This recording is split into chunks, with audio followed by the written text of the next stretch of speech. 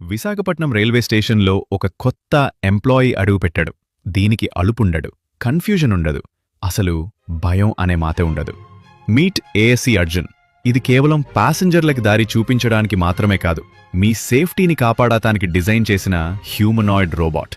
ఇది make in India, ఇంకా చెప్పాలంటే మన మేడ్ ఇన్ వైజాగ్ ప్రైడ్. ఇది తెలుగు, హిందీ, ఇంగ్లీష్ 3 భాషల్లో మాట్లాడుతుంది. కాని దీని అసలు పవర్, దీని కళ్ళు. ఇది 24 అవర్స్ ప్లాట్ఫామ్ మీద తిరుగుతూ ఆర్టిఫిషియల్ ఇంటెలిజెన్స్తో క్రౌడ్ని స్కాన్ చేస్తుంది. ఎవరైనా క్రిమినల్ కనిపిస్తే ఫేస్ రికగ్నిషన్తో పట్టుకుంటుంది. ఫైర్ లేదా స్మోక్ వాగవస్తే సెకండ్స్లో ఆర్పీఎఫ్ కంట్రోల్ రూమ్కి అలర్ట్ పంపిస్తుంది.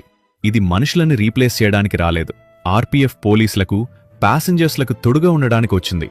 ప్లాట్ఫామ్ మీద గుంపున్నప్పుడు కన్ఫ్యూజన్ సహజం, కానీ ఎమర్జెన్సీలో ప్రతి సెకండ్ విలువైనదే.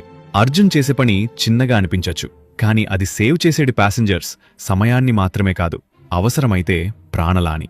అర్జున్ మాట్లాడుతాడు, వింటాడు, కడుల్తాడు, ఇంకా నేర్చుకుంటాడు. ఇది మన ఇండియన్ రైల్వేస్ ఫ్యూచర్.